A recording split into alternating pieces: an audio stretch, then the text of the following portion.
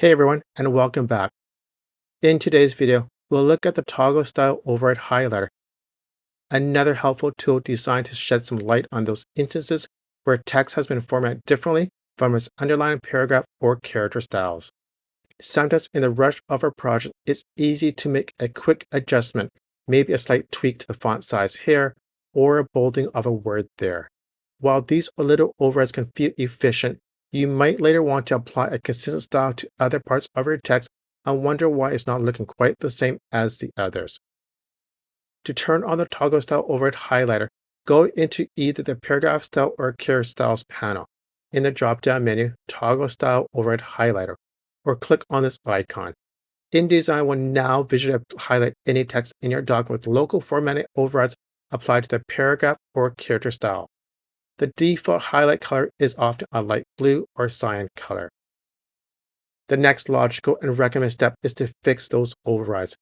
If the override was unintentional, you should reset the text to a pre-existing style and clear the overrides. For example, if I want to apply an existing style, I like to hover over the style, right-click, and select Apply Style Clear Overrides. If you find multiple instances of the same override, the best practice is to create a new character or paragraph style based on the formatting of that overwritten text. Even if the override is meant to be a unique instance, you should always create a new style for it just in case you want to apply that same style to another instance down the road. This ensures consistency throughout your document and makes future edits and updates much easier. So how do you create a new style? Easily. In the Styles panel, click the Create New Style button, which looks like a small plus at the bottom of the character or paragraph panel. Or in the drop-down menu, select New Style. This will create a new style, typically named something like Paragraph Style 1 or Character Style 1.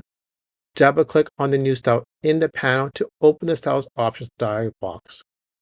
Here, you can rename the style and customize all the format attributes such as font, size, color, indent, spacing, and anything else that you need. Once you've defined all the desired settings, click OK to save your new style. Keep on doing this until all those highlighted colors go away. And that's it.